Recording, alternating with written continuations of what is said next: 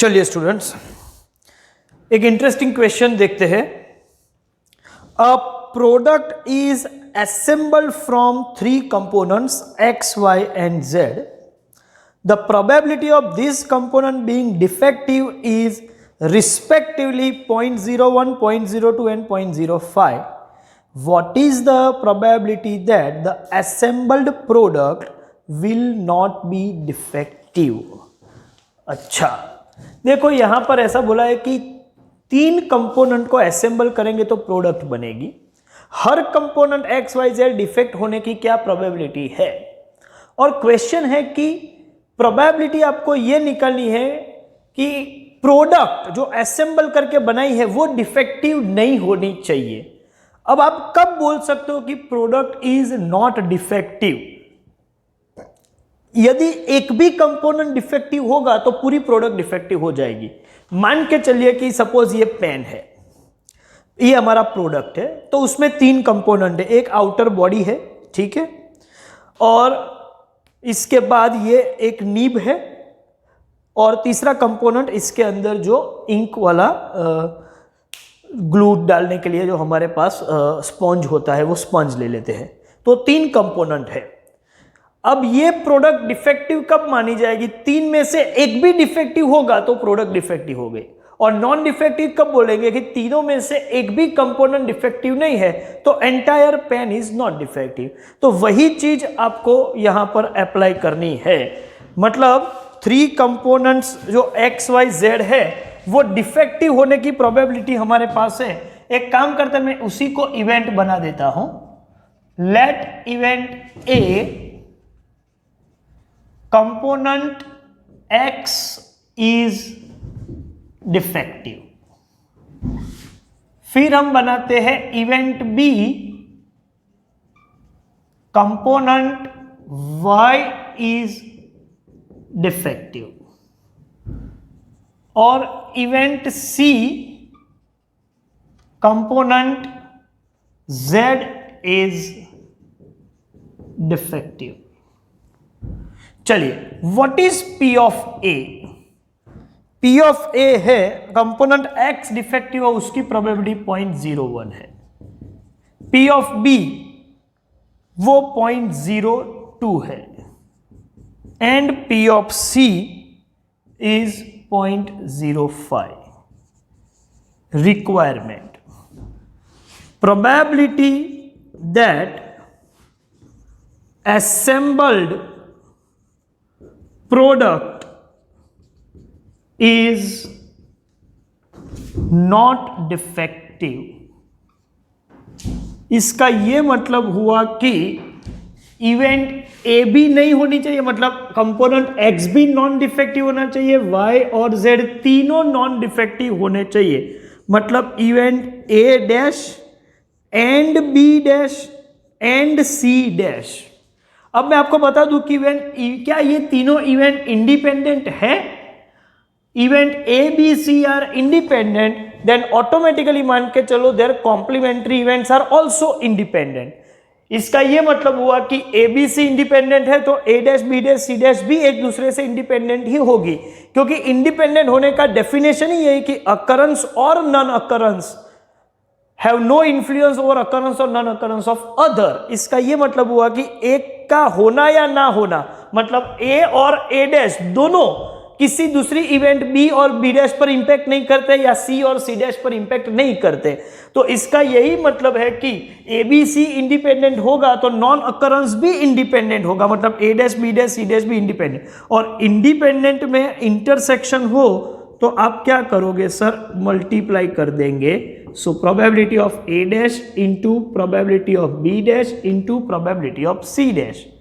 तो A dash B dash और C dash की जो प्रोबेबिलिटी है उसको मल्टीप्लाई करो। कितनी है? तो हम यहां से लिख सकते हैं पी ऑफ ए 0.01 है तो पी ऑफ ए डैश हो जाएगा 0.99, पी ऑफ बी डैश हो जाएगा 0.98 and P of C dash हो जाएगा 0.95। अब हमें ये तीनों का मल्टीप्लिकेशन करना है। 0.99 इंटू 0.98 इंटू 0.95। चलिए आप वेरीफाई कर लीजिए कैलकुलेटर पर, मैं भी आंसर लिख रहा हूं वेरीफाई करके। ये आ रहा है 0.92169, तो हम 2 डेसिमल तक लिखेंगे तो ये आंसर होगा 0.92। तो प्रोडक्ट नॉन डिफेक्टिव होने के लिए सभी कंपोनेंट को नॉन डिफेक्टिव बना दो और ये प्रोडक्ट ऑटोमेटिकली फिर इन सभी का इंटरसेक्शन करेंगे, मतलब एक्स भी नॉन डिफेक्टिव होना चाहिए, y भी नॉन डिफेक्टिव होना चाहिए, z भी नॉन डिफेक्टिव होना चाहिए, a dash and b dash and c dash हो रहा है, एंड मतलब इंटरसेक्शन और इंडिपेंडेंट इवेंट होने की वजह से इंटरसेक्शन मतलब मल्टीप्लिकेशन, और ये काम हमने किया है। इसी के बेस पर नेक्स्ट क्वेश्चन जो है वो आपको होमवर्क में करना है। सिर्फ मैं क्वेश्चन को का हिंट आपको दूंगा, डिस्कस करेंगे, लेकिन वो सभी के लिए होमवर्क है। क्या है क्वेश्चन, देखते हैं। An article consists of 2 parts A and B. Manufacturing process of each part is such that probability of defect in A is 0.08 and that in B is 0.05. What is the probability that assembled product will not have any defect? इसी के जैसा है। यहाँ 3 component है, यहाँ 2 ही component है। आप मान के चलो कि पार्ट ए इज डिफेक्टिव, उसको मैं इवेंट ए बना दूं तो P ऑफ ए तो आपको दिया हुआ है और वो कितना है 0.08, और पार्ट बी इज डिफेक्टिव को मैं इवेंट बी बना दूं तो वो दिया हुआ है 0.05। मैं क्या करूंगा, पहले इवेंट डिफाइन कर दूंगा।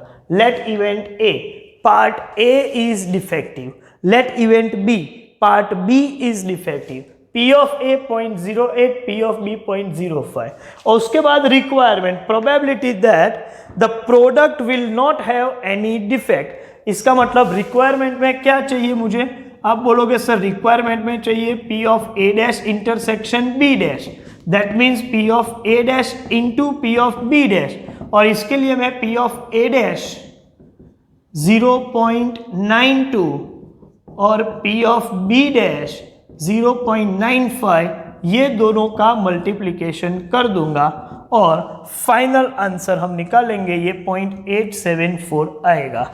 लेकिन ये पूरा प्रेजेंटेशन के साथ आपको खुद अपनी नोटबुक में करना है, ठीक है। हम एक और क्वेश्चन देखते हैं। चलिए, क्वेश्चन है A person is known to hit target in 3 out of 4 shots, whereas another person is known to hit 2 out of 3 shots. Find the probability that target is hit at all when they both try. Target hit होना चाहिए। देखो, ये काफी interesting question है। पहले तो question को ध्यान से समझते हैं। 2 पर्सन टारगेट को हिट करने का ट्राई कर रहे हैं, तो मैं पहले इनको इवेंट बना दूं। Let event A first person hits the target, और इवेंट बी बनाते हैं second person hits the target. अब प्रोबेबिलिटी ऑफ ए क्या है, the first person is known to hit target in 3 out of 4 shots, मतलब P of A है 3/4, और उसके बाद है second person hits the target, उसकी क्या प्रोबेबिलिटी, तो second person is known to hit in 2 out of 3 shots, तो प्रोबेबिलिटी हो गई 2/3, और रिक्वायरमेंट ये है probability that the target is hit when they both try। Target hit होना चाहिए, क्वेश्चन तो सिर्फ इतना ही है। इसका यह मतलब हुआ कि यहां कोई भी लेना देना नहीं है कि फर्स्ट पर्सन टारगेट हिट करता है या सेकेंड पर्सन, कोई भी, दोनों ट्राई करो, टारगेट हिट होना चाहिए। इसका यह मतलब हुआ कि फर्स्ट पर्सन हिट करे तो भी चले, सेकेंड हिट करे तो भी चले, मतलब इवेंट ए और event B, event A and event B ऐसा नहीं बोलूंगा, इवेंट ए और इवेंट बी, तो यहां आपका जो क्वेश्चन है वो एडिशन रूल का हो गया। It is probability of A union B, और ए यूनियन बी का मतलब होता है P of A plus P of B if events are mutually exclusive, और केस 2 है म्यूचुअली एक्सक्लूसिव नहीं है तो आपको करना पड़ेगा P of A intersection B minus. चलिए, मुझे ये माइनस करना या नहीं करना है वो डिपेंड करता है कि A and B mutually exclusive है या नहीं। मतलब ए टारगेट को हिट करे तो बी ना करे, और बी हिट करे तो ए ना करे, ऐसा तो है ही नहीं। दोनों भी टारगेट को हिट कर सकते हैं। When they both try, both can hit the target. इसका ये मतलब हुआ कि ए और बी ऐसी इवेंट नहीं है कि एक का अकरेंस दूसरे का नॉन अकरेंस हो जाए, मतलब एक हो तो दूसरी ना हो, ऐसा नहीं है। Both the events can occur simultaneously, that means they are not mutually exclusive. ये म्यूचुअली एक्सक्लूसिव नहीं है, बिल्कुल म्यूचुअली एक्सक्लूसिव नहीं है, ऐसा नहीं है। They are not mutually exclusive, और नॉट म्यूचुअली एक्सक्लूसिव तो आपको माइनस करना पड़ेगा P of A intersection B. लेकिन सर हमारे पास पी ऑफ ए क्या है वो मालूम है, पी ऑफ बी क्या है वो भी मालूम है, लेकिन पी ऑफ ए इंटरसेक्शन भी तो पता ही नहीं है। वो क्वेश्चन में दिया ही नहीं है जो अब तक पहले देते थे। मैं आपको बताऊं, देने की यहां जरूरत इसलिए नहीं है क्योंकि ये इवेंट इंडिपेंडेंट भी है। ए हिट करे या ना करे उससे बी के हिटिंग और नॉन हिटिंग का कोई इंपैक्ट नहीं है, और ये इवेंट इंडिपेंडेंट होने की वजह से P of A intersection B होगा P of A into P of B, मतलब 3/4 इंटू 2/3, दैट मीन्स 1/2। ये 3 कैंसल, 2 2 4। तो ये देंगे नहीं, ये हम खुद निकालेंगे। एक्चुअल क्वेश्चन एडिशन रूल का है, लेकिन इसका एक पार्ट जो है वो मल्टीप्लीकेशन रूल के केस 1 से सॉल्व हो सकता है, और ये रिजल्ट है आपका 1/2। ये कहां से आया? ये रहा मेरा कैलकुलेशन। अब मैं इसका एलसीएम ले लूं तो सपोज 12, 4 3 जा तो 3 3 जा 9, 3 4 जा 4 2 जा 8, 2 6 जा 6 1 जा 6, 9 + 8 17 - 6 मतलब 11/12। तो कोई भी एक टारगेट हिट करे या टारगेट हिट हो, उसके चांस 12 में से 11 के है, मतलब काफी हाई चांस है। तो इस तरीके से आपको जज करना है। देखो, अब क्वेश्चन का लेवल थोड़ा बढ़ रहा है। पहले हमने सिर्फ एडिशन रूल के क्वेश्चन देखे थे, फिर हमने सिर्फ मल्टीप्लिकेशन के देखे। अब ये ऐसा क्वेश्चन है जिसमें question basically originally addition rule का है, लेकिन इसका एक पार्ट जो है वो मल्टीप्लिकेशन रूल से जाएगा। तो अब मिक्सचर होने वाले मिसलेनियस टाइप के क्वेश्चन शुरू हो चुके हैं। चलिए, इसके बाद कुछ क्वेश्चन मैं आपको होमवर्क में दे रहा हूं, देखते हैं क्या है homework. In homework you need to complete question number 39 and 40. Thank you very much.